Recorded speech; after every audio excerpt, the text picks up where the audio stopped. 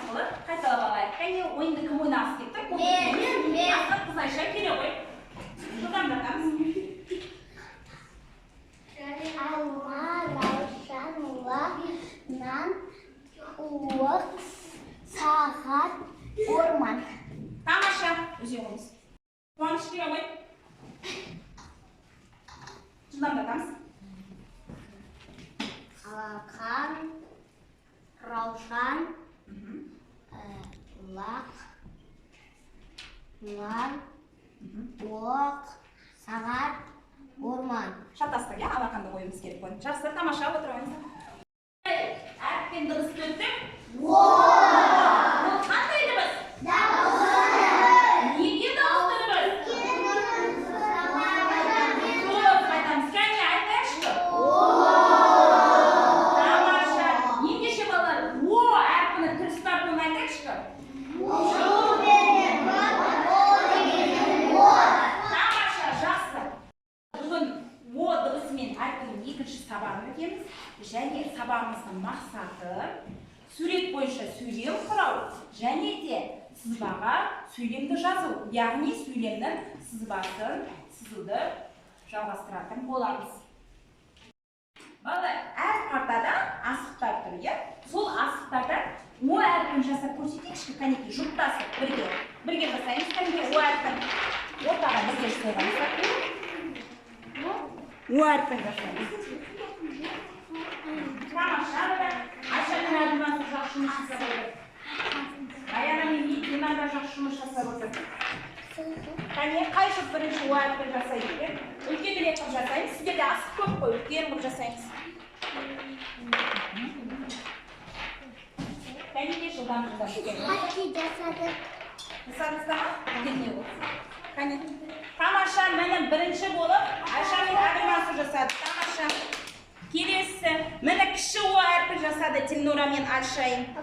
Тамаша, келесі, мені Аяна мен Бибарстана о әрпін жасады. Әдемі. Тамаша, кәнеке шапалақтап қойыңызшы. Жасаймыз. Мен әр жұпқа мынандай сурет таратамын. Сіздер осы суреттің ішінен 15 о әрпін табу керексіздер. Жұптасы партада отырған екі оқушы бірге жасайды бұл жұмысты. Түсінікті ме бала? Тамаша. Қаламдарыңыз дайындап отыра қойыңыздар. Мен баста деген уақытта бастаймын. Жарай ма балалар? Кім бірінші табады екен? 15 о әрпін табуымыз қажет.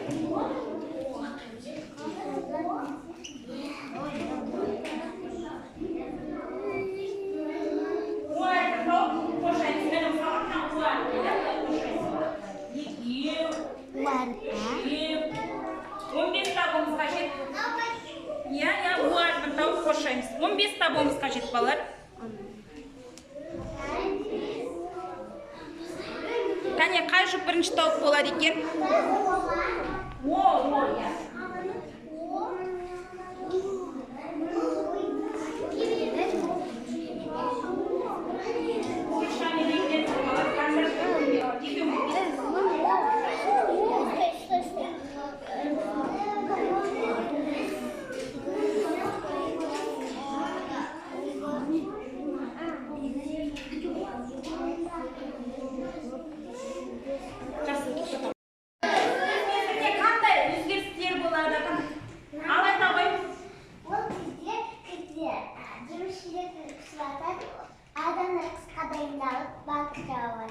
Жақсы жарайсыздар. Ендеше балалар, қазір біз жеміс жинау ойыннан ойнаймыз. Ол үшін менің алдымда жемістер тұр. Бұл жемістерге сөздер жазылған. Сіздер сол сөздерді оқып, о дыбысы сөздің басында келіп тұрма, ортасында келіп тұрма, сол айтуымыз қажет. Егер сөздің басында тұрса, бірінші себетке саламыз. Егер сөздің ортасында о дыбысы келсе, онда екінші себетке саламыз. Жарай ма балалар? Жақсы. Келе ғой. Алып жемісін алып, осы жемістер жазып тұрған сөзді оқимыз. Ала қойыңыз. Сона. Сона. О дыбысы қай жерінде тұр? Сөздің басында ма, ортасында ма? Қай жерінде тұр? Ортасында тұр, иә? Демек, екінші себетке саламыз. Себетке сала қойыңыз. Екінші себетке. Былай. ашық саламыз, иә? Жақсы. Енді осы сонар сөзін буынға бөліңізші. Неше буын бар? Неге? Себебі бұл сөзде неше дауысты дыбыс бар? Дауысты дыбыс. О және а. Нешеу? Екеу. Жақсы. Отыра қойыңыз. Келе қой. Енді алма түсті сізге оқи қойыңыз. Орау. О дыбысы қай жерінде тұр? Сөздің басында ма, ортасында ма?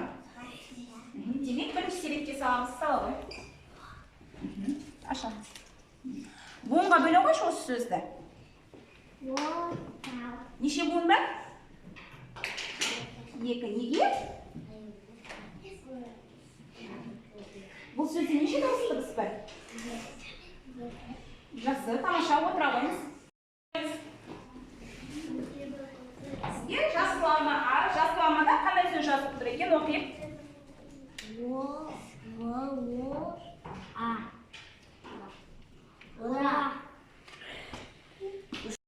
Намир, алмықтарын қалай асып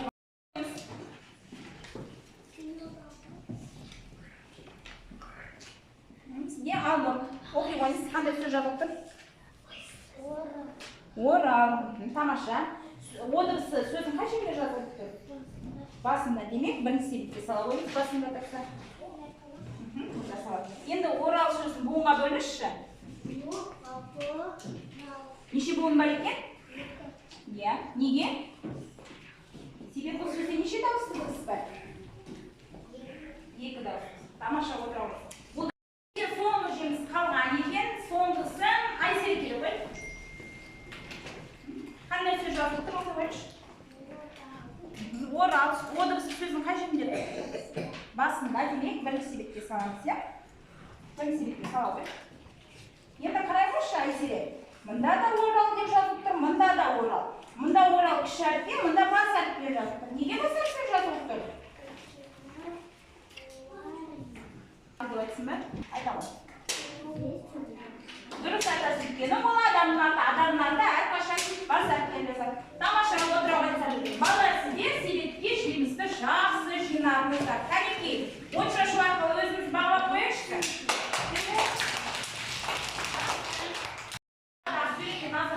Суреттің астында сөз жазып тұрған екен. Кім оқиды? Кәнекей оқиды? Ашайын келе қойшы. Мына сіздерде қандай сөз жазып тұр? Сол. Бала қай қолын көтеріп тұр? Сол қолын көтеріп тұр. Дегеннен ал келесі мына қыз қай қолын көтеріп тұр? Оң. Ал оң дегенде ыңғай болады. Тамаша, отыра қойыңыз. Барлығымыз тақтадағы суретті сөйлемдерге назар аударамыз. Және де бұл сөйлемдерді іштен оқып дайындалып отырамыз. Ал кім маған тақтаға шығып, осыны оқып береді? Қол көтереміз. Қол көтереміз. Бердіған дауыстар келе қой. Жылдамдатамыз балалар. Бірінші сөйлемді оқимыз. Даусымызды шығарып оқимыз, иә? Сізге даусымыз естілмей қалады. Не? Торғай, иә? Бұл сөйлемнің сызбасын көрсетіңізші. Беттамасы ғой.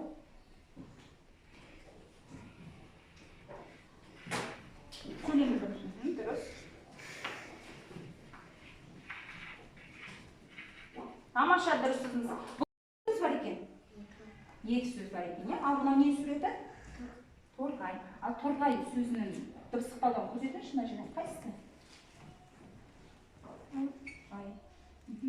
Дұрыс. Енді буынға бөле қой. Неше буын бар екен? 2. Неге? Барма аяғын қиды, келе қой. Мына екінші сөйлемді оқимыз. Не деп жазып тұр? Торғайлар. Торғайлар. Жақсы. Осы сөйлем сызбасын сызыңызшы. Жылдамсаңыз.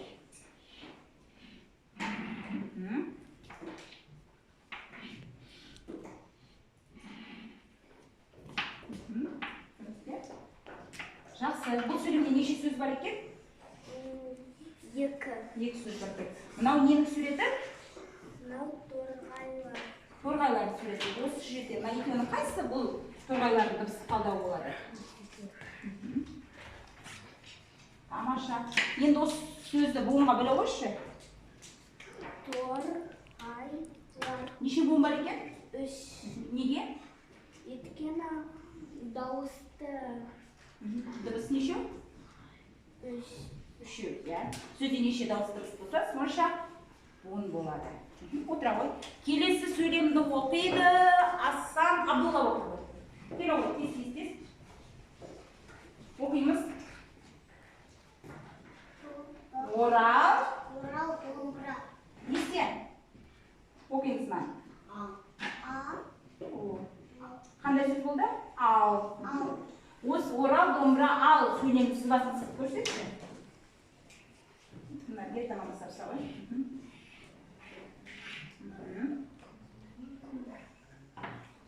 Сыза. Сөйлем соңына нүкте қоямыз. Қоя ғой нүкте. Үтірді қоя ғой. Бұл сөйлемде неше сөз бар екен? 3 сөз бар, иә? Мына нені суреті? Домбыра. Ал дыбыстық талдауын алып келіп, жабыстыра қоямыз.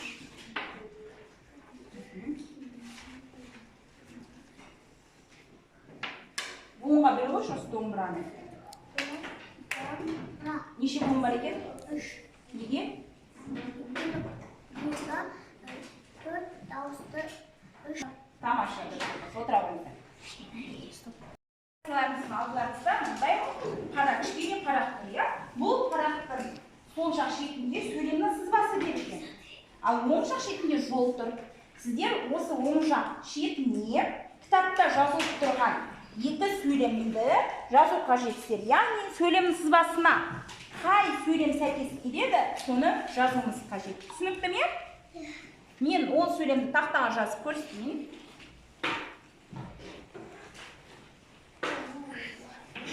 Сара, ора деген сөйлем біріншісі. Екіншісі, қандай сөйлем бар? Ол рауан. Ол рауан. Рауан деген адамның аты, иә? Басап берген. Осы екі сөйлемнің тиістісін жазамыз. Қай сызбаға, қай сөйлем сәйкес келеді, соны жазамыз. Жаза қойыңыздар. Екі сызбаға қай сәйкес келеді, соны жазамыз. Қаламмен жазыңыздар. Қаламмен алып, оң жақ шетіне сөйлем жазамыз. Қаламымызды алып жазамыз, иә? Жұмыс дәптеміздің 30-шы бетін ашамыз. Мына бетін аша қойыңыздар. Ашып дайын отырсыздар ғой, иә? Қолымызға қаламды аламыз. Алдымен бірінші нені тыңдаймыз? Бейбарыс Аяна бірінші мұғалімді тыңдаймыз. Бұл жерде он деген сөз және оралынан ал деген сөйлем тұр. Соны біз бірнеше рет көшіріп жазуымыз қажет. Бірінші 10 сөзін қалай жаза екенбіз? Қарай қойыңыздар. Ол кіші әріптермен жазылып тұр. Оны әріптері жолдың ішіне жазылады. Жолдың ішіне жазамыз, яғни сыртына шығармаймыз. Міне дөңгелек деп жазамыз.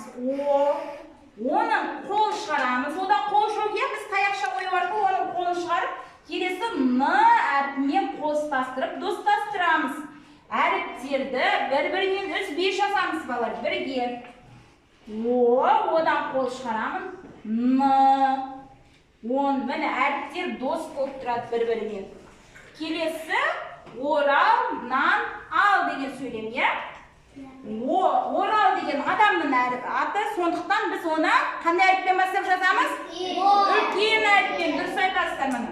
Орал деген, міне, оған да қол шығарып, р әріпімен қостастырамыз. Орал, нан, ал. Сөйлем аяқталған соң, соңына нүкте қоямыз.